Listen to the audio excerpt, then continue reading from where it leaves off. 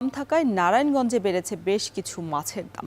এ নিয়ে আরো বিস্তারিত জানাতে নগরীর ৩ নম্বর মাছঘাট থেকে যুক্ত হয়েছেন এমরান আলী সজীব। সজীব, বাজারে কোন মাছ কি পরিমাণ দাম বেড়েছে আর সরবরাহ কেন কম, কি বলছেন বিক্রেতারা?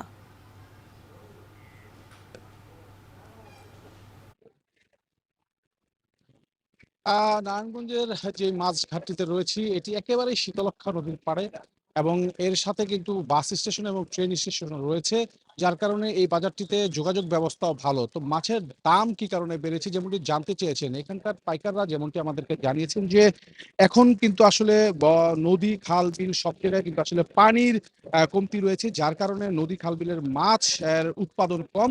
সেই কারণে বাজারেও কিন্তু সরবরাহের ঘাটতি রয়েছে এবং এসব কারণে কিন্তু চাষের যে মাছ, সেই চাষের মাছের উপরে অনেকটাই আহ, আহ, আহ, অনেকটাই মানে অনেক কি, আহ, ক্রেতাদেরকে সেই চাষের মাছের উপরে আর কি অপেক্ষা করতে হচ্ছে, যার কারণে এই মাছের দামগুলো আসলে বাড়তি রয়েছে।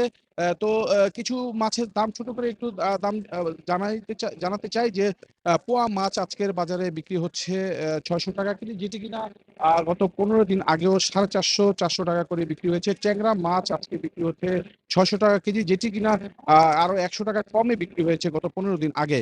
রুই মাছের দামও কিন্তু খানিকটা বেড়েছে, 400 থেকে 450 টাকা কেজিতে আজকে বিক্রি হচ্ছে এবং এটি কিন্তু 300 থেকে 350 টাকা বিক্রি হয়েছে।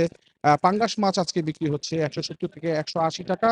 আর তেলাপিয়া মাছ 190 টাকা বিক্রি হচ্ছে। এই মাছের দাম কিন্তু কেজিতে 50 টাকা করে বেড়েছে বলে বলছেন আজকের বাজারের যারা ক্রেতা আছেন তারা।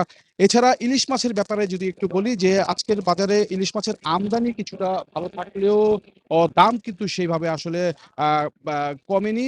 বলা যায় যে চড়া দামে বিক্রি হচ্ছে ইলিশ মাছ। 300 গ্রামের যে ইলিশ মাছ সেটি বিক্রি হচ্ছে আহ, কেজিতে কেজিতে 1,000 টাকা।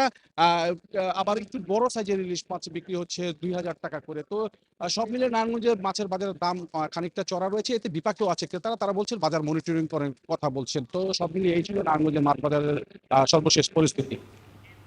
নদীর পানি শুকিয়ে যাওয়ায় জেলেদের জালে ধরা পড়ছে না মাছ, এই কারণে নারায়ণগঞ্জের মাছ বাজার বেশ ঊর্ধ্বমুখী। এ বিষয়ে বিস্তারিত জানাচ্ছিলেন সহকর্মী এমরান আলী সজীব।